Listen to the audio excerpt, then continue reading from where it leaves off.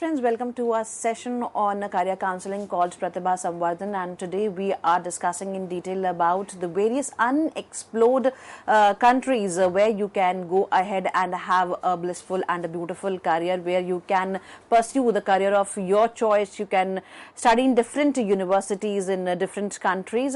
Friends, for this discussion we have with us in our studios Miss Bhavna. Miss Bhavna is a study abroad counselor, and through her we are knowing more and more about various countries. And I would like to tell you all that if you have any question in mind while listening to us, do call us through our toll-free number. Our number is 1-800-110-430. I repeat, our number is 1-800-110-430. So, Ms. Bhavna, welcome once again. Thank you so far, we have covered various countries under this unexplored category. Now, does any more country left for which you want to give your insight? Yes, so I would like to tell about Czech Republic. That is also one of the unexplored destinations that most of the students don't know about. So talking about Czech Republic and Prague in general, the university that comes into my mind is Charles University. You might not know that Charles University is one of the most oldest university that we have in the world. It was founded in 1348. It's approx 300 plus years old. And the kind of courses that Charles University is offering is very holistic. Of course, it's known for its medicine program. In the Charles University only, there are 3 different colleges where you can do medicine from. If I'm talking about medicine, MBBS is there. Apart from MBBS, Masters in Surgery and Masters MD is also there. But most of the students go for MBBS in Charles University. Of course, the admission is competitive. You have to have good scores. There's this separate entrance test of Charles University. So, if we are talking about Prague universities can offer you tuition fee approx 3 to 15 lakhs maybe. I mean, I had a student who was a high school graduate from a Delhi school only, and he got into University of Economics in Prague for a business management course. He's currently in his 3rd year of studies, and as far as the review I've got, it's a very good university. It's a beautiful destination. Of course, there are a lot of international students. I mean, you might be studying with some Russians, with China citizens or Singapore citizens. It's a widely international destination that we don't know as of now. I mean, the kind of Indian population that is studying in Prague is not that much prominent, and that is the reason it's one of the less prominent and less explored destinations out there. The living cost is also not that much. It might range from 6 to 10 lakhs per annum. Of course, depending on the lifestyle that you have, but it will not exceed at the maximum of 12 to 15 lakhs like other countries. Prague is known for its popular courses like medicine, as discussed, business management is there, economics is there, informatics and forestry is there.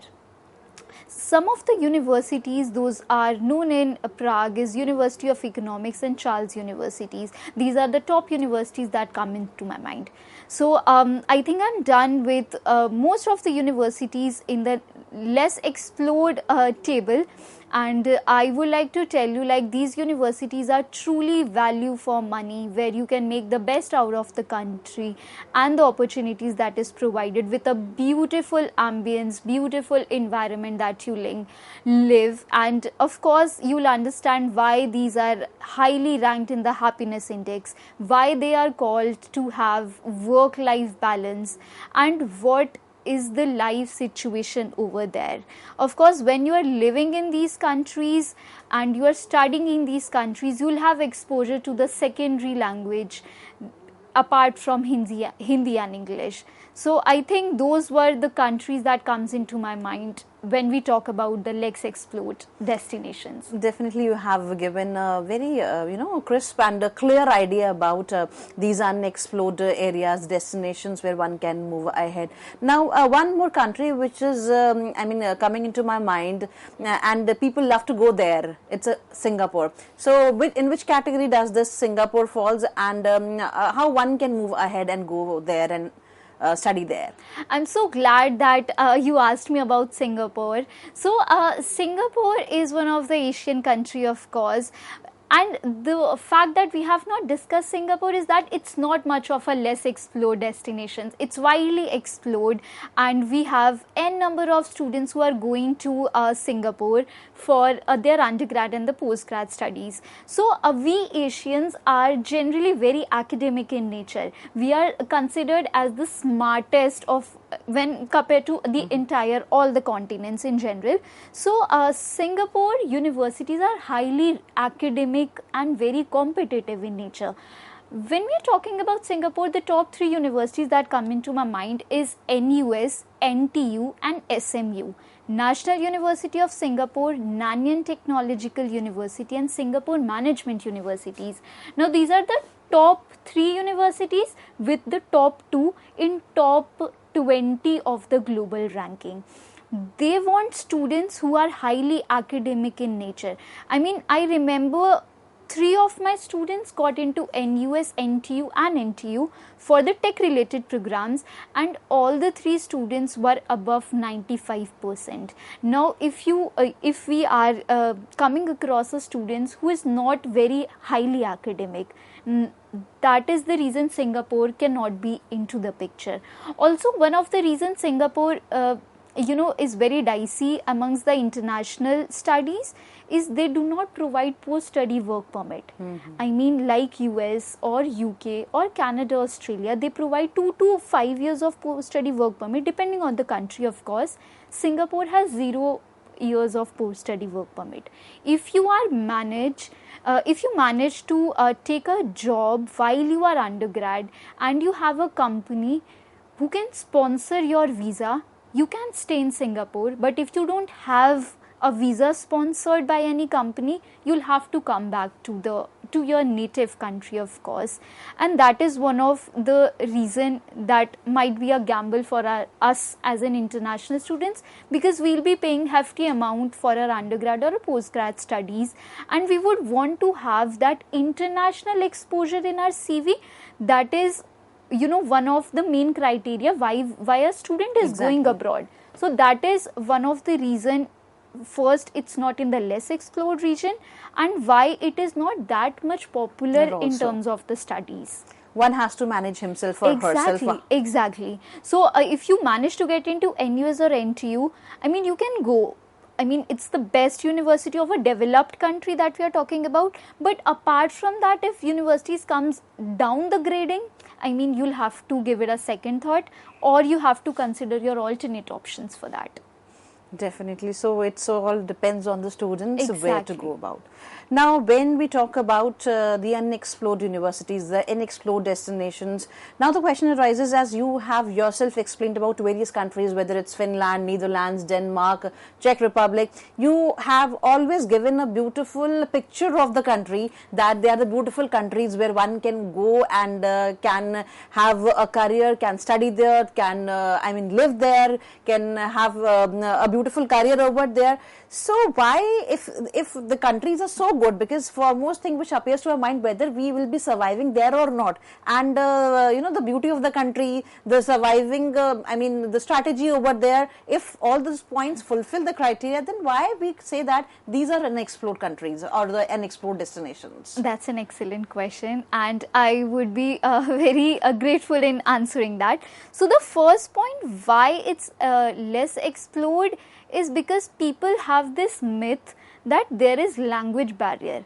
I'll not deny that there isn't, there is. And speaking of Europe as a continent, it has many countries, and every country has its different language. Now, when we are strategizing the application, we generally apply to a mix of countries. I mean, if I'm applying for a business management major, I might pick a country, a university from France one from Germany and one from Finland, if I say. So I'll have to decide which language I'll have to prepare. I mean, the application season begins 1 year prior. So we always recommend students that you need to strategize everything well in advance. You need to write essays. You need to make your profile according to the university that you're applying to, for the course that you're applying to. Now the thing is, which language they should prepare for. So that is one of the reasons why it's unexplored, and I think it comes under the shadow of the developed countries like US, UK or Canada, Singapore. So I think it's like whenever international studies is in the talks, the developed countries always are at the top. I mean, there are prestigious names like Ivy Leagues or London Business School or London School of Economics. I mean, that's the brand name that is always in the discussions. That is one of the reasons these universities are less explored, or people don't know about it. I mean, when we talk about the same that we have been discussing, I think that is how students get a picture of what all is there for them to discover. Definitely. Now, another question arises when we talk about language as a barrier.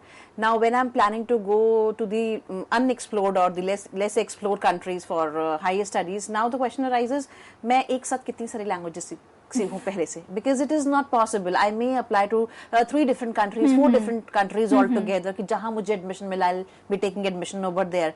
So, in that condition, what should one do? एक तो पहले से language सीखी जा सकती है, वो तब जब मैं specific हूँ, I want to continue with one particular country, one particular university.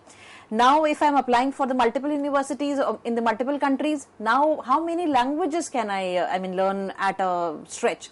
Now, this is a very important question. I understand. So, it's like I told you, the application season is for a year.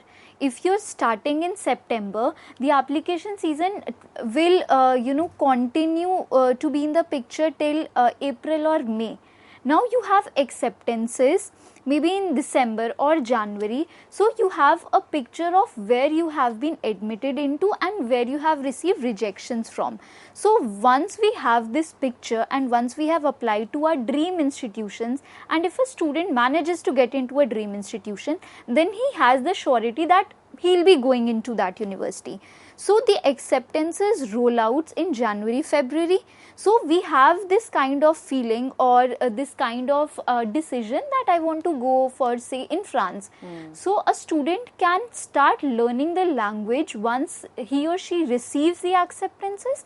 And if you want to take a call on the basis of all the offers that you receive at the end of the tenure of application, then you can start learning the language from May onwards once you accept the offers. Now you have the timeline of May till September, till the time you goes. So what we recommend students is going through a beginner level in India itself and then going for a medieval or advanced level courses in the university, because let me tell you, all of the universities have their language courses. They have this prerequisite requirement that a student needs to fulfill the language courses in the first year. So they themselves have the facilities and the opportunities they want to give the international students to learn their language. So I mean, all the universities have that kind of career cell or the language cell that they can go for. Definitely, when different students from different countries are coming to a particular country for higher studies, then it becomes mandatory for the university also, for the country also, so that the students are gelled up with the system scenario. In this condition, I would say it is pure strategizing your visit, है ना? क्योंकि जब हमें पता लग गया अब हमको कौन सी यूनिवर्सिटी में जाना है और हमारे पास इतना समय बचा है, so it is all about strategizing your visit जब से हम यूनिवर्सिटी में अप्लाई करने की सोच रहे हैं. Absolutely. I will tell you again that application is all about strategizing. You need to do things well in advance. You need to make a call, which country, which course, what are the post-study policies in the country, what kind of companies that you are looking for, where do you want to be in your next 5 to 10 years, where do you want to see yourself. So that is the kind of planning that you need to do. It cannot be last minute decision that I am sitting in September of the of my final year of studies and then I'm thinking let's apply to US. Exactly. That is not how it works. You need to make a call decision well in advance. So that is how strategizing can be taken or made. I mean, you need to do things well in advance to have a clear picture of where you'll end up. Definitely. So one who strategizes well lands into a, country or the university of his or her choice. Well said. Yeah. Now, as we have discussed in our previous sessions, also how to go about while applying to the different universities and colleges in foreign land. Now, does the criteria apply same for these unexplored destinations too? More or less, yes. So, transcripts are also there, 9th, 10th, 11th, 12th, and your passport will be there, your CV will be there, your IELTS proficiency is there. So, the application process and the application documents are more or less similar to, all the rest of the countries. You just have to look at the universities and make a list that you are applying to. You might want to discover the location that the university is in, because most of the parents and the students are not comfortable in a very secluded region or where the population is very low. They want to be in a location that is a kind of a metropolitan area where the opportunities are there, maybe surrounded by some companies wherein the student can look for internships at. I mean, that is the kind of research that you might have to undergo while you are planning the apps process. In a sense, it is a complete program. I mean, a planning program when you move ahead to a particular country. That is a destination when you reach there. But before that, it's a complete planning, complete strategizing, complete, working on applying for a particular university. Now, because we have discussed about the various countries like US, UK, and now today we have discussed on the unexplored areas also, unexplored destinations also. If we critically examine or we compare or we try to find out the comparative analysis of the countries we have mentioned so far in the previous session, like the hotshot US, UK, where everybody wants to go, and these countries, agar inke beech mein hum antar kare, comparison kare, so what analysis you find out and how you take about? I think that depends on the kind of course that you want to apply for and the kind of companies that you might want to work for. So, if a student wants to apply for a governance related program or public policy, and he wants to see himself working at United Nations or a United Nations affiliated body, so I think France can be the option. I mean, an internship at UN might not be very feasible if you're living in US or any other country apart from European thing.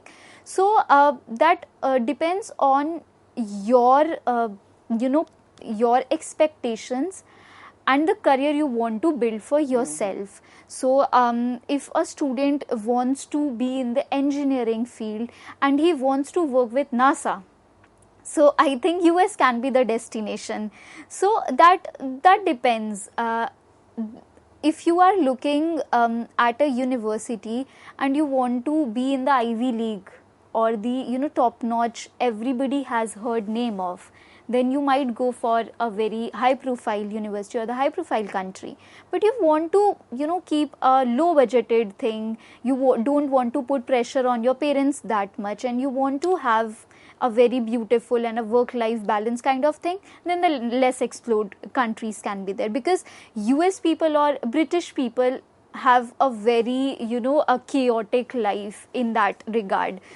Work is always their life and their life is work, so that goes hand in hand. So that also depends on the expectations of a student, how he wants to live and what does he want to do that in how living. Big your dreams are. Exactly. How big your dreams are, that will decide in which country you want to move ahead. Exactly. Now another question is, because when we try for things in life, sometimes it happens, so we don't get what we aspire, what we want.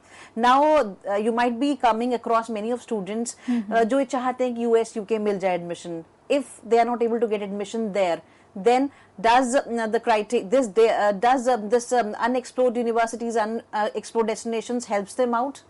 I think yes, because as many number of universities are there in these the regions that we have talked about, there are a lot.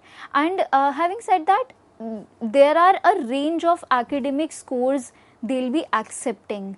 So if you are not able to get into the top universities of the developed country, and you want to you don't want to spend that much on undergrad and do your undergraduation from any less explored countries, you can get acceptance in a very good university in these country. So I think yes. Definitely. Now, for all those who are planning to get admission in the university or the country of their choice, and they are not able to get admission, what is the future prospect, and what are the future prospect to go abroad and study there? Are there any chances? So, if you are applying abroad, I will recommend you keeping India as a backup. You know, you should apply to multiple countries and multiple places when you are strategizing your application. So if you're not able to get into your dream institutions in the international arena, so you can go to any Indian university of NAC accreditation or a good standing, and then you can plan your higher studies abroad. So as a matter of fact, getting an undergrad acceptance from abroad is competitive than getting into a master's education. For example, if I am talking about Columbia University or any Ivy League university, there are a lot of competition in undergrad when compared to postgrad. A student might get into postgrad at a low grade and might not get into undergrad even at 96 or 98 range, because that's the kind of profile that they want to look for.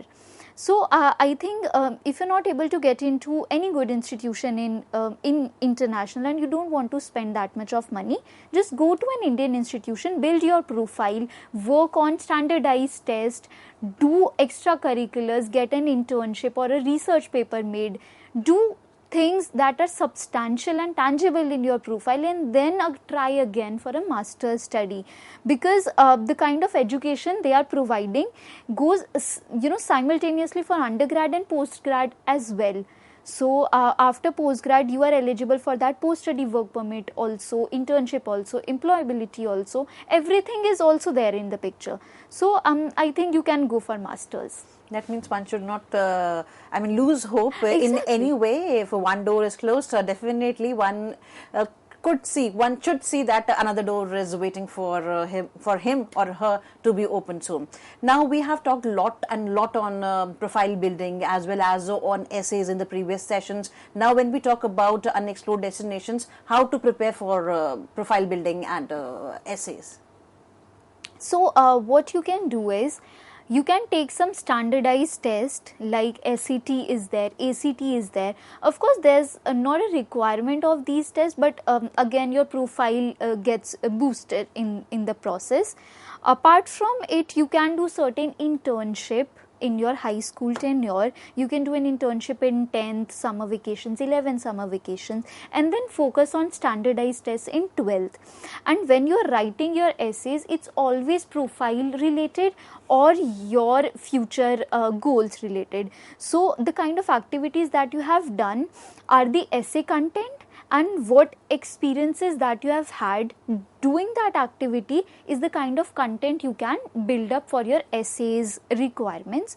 And the internship that you do, you can always portray that in your CV, in your application portal, and in the meantime you have to keep your academics in high regard. So this is the kind of profile they are looking at. When we are talking about international destinations, the requirements are more or less similar itself. There's a difference in the personal statement guidelines and the kind of application that you will be going through. Of course, the deadlines as well. So that is the reason we might want to select and shortlist the country and the course well in advance for us to get time to work on the essay, do some research on why this country, why this university, do some research on the kind of faculty members they have, the kind of research they are doing in their field, and why this course is a developing thing that we can think in down 5 or 10 years lane. So we have to do that research well in advance. Definitely, and this is what we always say to our students, that please do research before applying for any university, whether in your particular country only, as well as if you are planning to go abroad. Now we are moving and we are we are having lots and lots of discussions on this particular area. For example, this is study abroad. My only question to you, that is the last question, what would you like to suggest to the students? So what I always suggest to my students is make a calculative decision. I mean, this is the career, this is your career that we are talking about. I mean, doing an undergrad or a postgrad will be the only, the one in the career lifetime opportunity. So make a calculative decision, do your research about the university, exposure, internship places well in advance, because you might not have the time again to apply. You'll just left with a lot of regrets. So do your research, get in touch with us to for us to help you out, and seek help from professionals. Get in touch with the university, just call them, they are always available. Email them and email the faculty members. All of the universities have the faculty members email listed there. Just talk to them, discuss them about their goals, your goals, and how it'll resonate with the university's guidelines. Just communicate. That is what I'll say. Thank you, Ms. Bhavna. Thank you for this insightful session, and we believe that we would be meeting more in future and would be discussing more. But we would like to thank you once again for giving your precious time to the CEC studios. Thank you so much. Thank you so dear friends, thank you. Thank you for watching us. We are going to upload this lecture on YouTube for you, and you may access the lecture the number of times you want it.